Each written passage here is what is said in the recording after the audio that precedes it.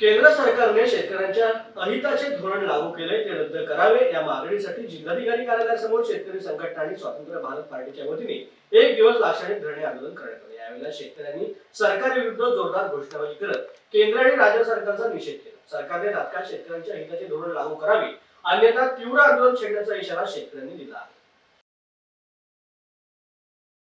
आज महाराष्ट्रभर स्वतंत्र भारत पार्टीच्या वतीनं आणि शेतकरी संघटनेच्या वतीनं शेतकऱ्यांचं एक दिवसाचं धरणे आंदोलन प्रत्येक तालुक्यामध्ये महाराष्ट्रामध्ये जिल्ह्यावर चालू आहे। आणि आज नांदेड जिल्ह्यामध्ये आम्ही त्याचाच भाग म्हणून आज आम्ही एक दिवसाचं धरणे आंदोलनाचं हे करतो। आमच्या मागण्या म्हणजे प्रामुख्यानं अशा आहेत की पहिली मागणी शेतीमालावर निर्यात बंदी उठवली पाहिजे आणि त्याचबरोबर आयात जे खुलीकरण आहे त्यावर आयात टॅक्स वाढायला पाहिजे आणि आयात बंदी केली पाहिजे, आयात बंदी ही अशा प्रकारच्या मागण्या आहेत।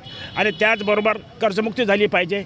पीक विम्याची जे रक्कम आहे ते आम्हाला नगदी त्वरित अशा प्रकारे लवकर मिळाली पाहिजे, कारण पीक विमा मिळत नाही, नुकसान भरपाई मिळत नाही। आणि आयात निर्यातीचं धोरण कायमस्वरूपी ठरवलं पाहिजे काहीतरी, जेणेकरून शेतीमालाचे भाव पडणार नाहीत।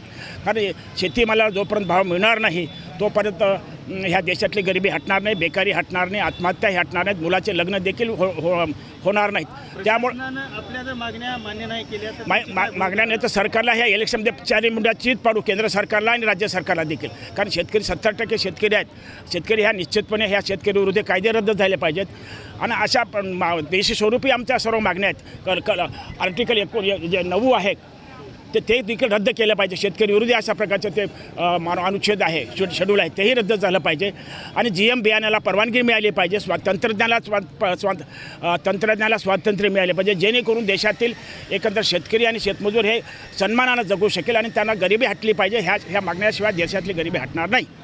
नाहीतर आम्ही आंदोलन तीव्र करू, सरकारला चरी मुंड्यात चीत पाडू आम्ही ह्या इलेक्शन।